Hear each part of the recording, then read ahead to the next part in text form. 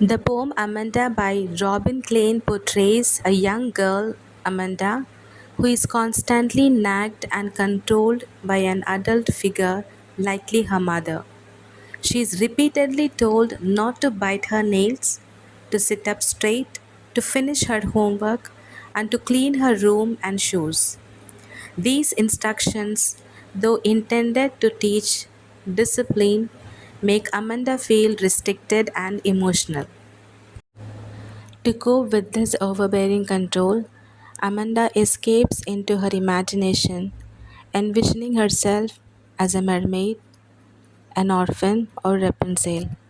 These fantasies represent her desire for freedom, independence, and a life without limits, contrasting sharply with the rigid rules imposed by adults. Her daydreams also reflect her creative and imaginative nature, which is stifled by constant criticism and control. The poem emphasizes the conflict between authority and independence, showing how excessive parental control can affect a child's emotional well being and creativity. It suggests that children need space to express themselves, freedom to dream, and understanding from adults to grow into confident and imaginative adults. The theme of Robin Klein's poem Amanda is a childhood innocence and the challenges of maturing. The poem tells a story of a little girl named Amanda as she faces the difficulties of growing up when her mother expects her to behave responsibly and she desires to escape from the duties of growing up.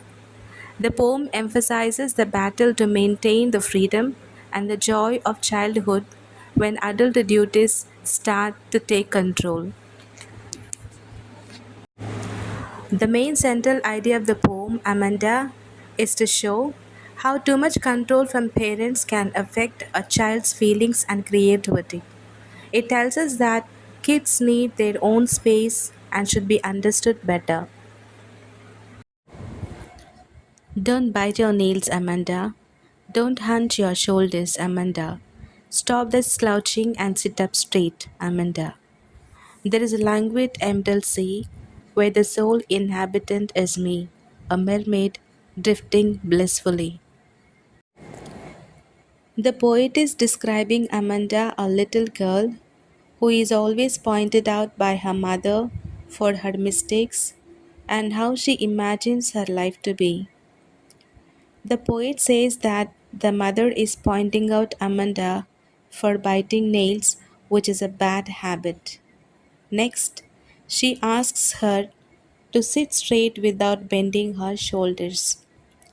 Amanda, who has habit of bending her shoulders and sitting lazily is being pointed out because her mother wants her to sit in the right posture. At this point of time, when she is being scolded by her mother, she imagines herself to be in a deep green sea. She says that she wants to be the only resident of this beautiful green sea. She imagines herself like a mermaid who is alone there and leads her life in a very relaxing way. She says that she wants to be carried away by the current of water and feel the relaxing environment there. Did you finish your homework, Amanda? Did you tidy your room, Amanda? I thought I told you to clean your shoes, Amanda. I'm an orphan roaming the street. I pattern soft dust with my hushed bare feet. The silence is golden, the freedom is sweet. Here the poet says that Amanda's mother is inquiring her about whether she has done her homework or not, and then she asks her whether she has cleaned her room or not. Moreover, she is also reminded to clean her shoes. So, here we can see that the mother is constantly asking her questions regarding her homework being done or not, or whether she had cleaned up her room and shoes or not.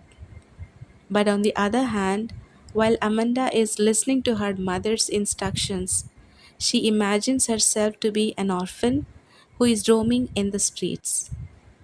This means that she imagines if she should have been without parents, she would have walked freely in the streets.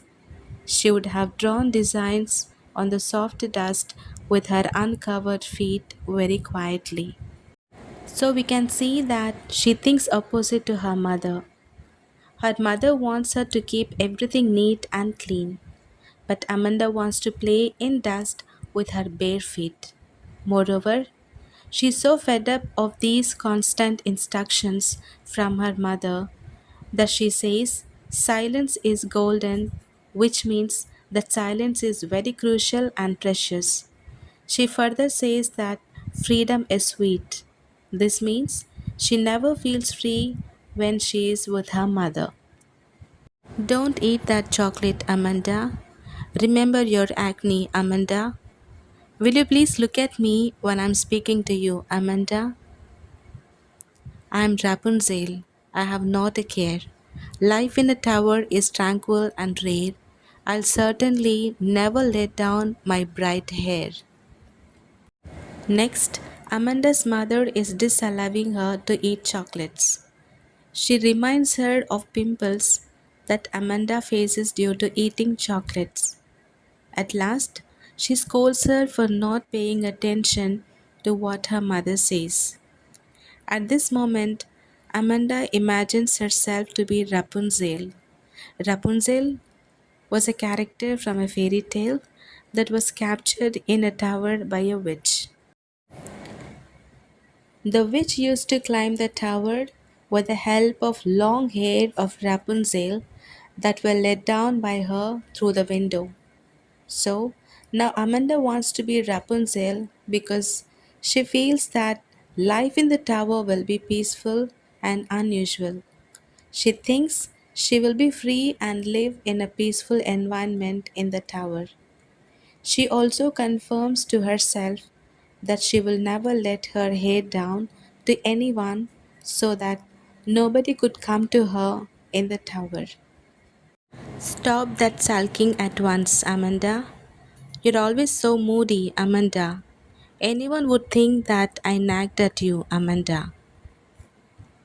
Amanda's mother now wants her for behaving in a very odd manner. She asks her to stop being in a bad mood. Moreover, she blames her of having such an unstable mood. She also scolds her by saying that her behavior will one day make people think that Amanda was constantly being harassed by her mother. So, here we can say that though Amanda is always pointed out by her mother on every small thing, but she can't react to this. If she reacts towards this by getting emotional, her mother takes this against her sense of pride and scolds her that she should not behave like this, as others would think that Amanda's mother is very dominating towards her child.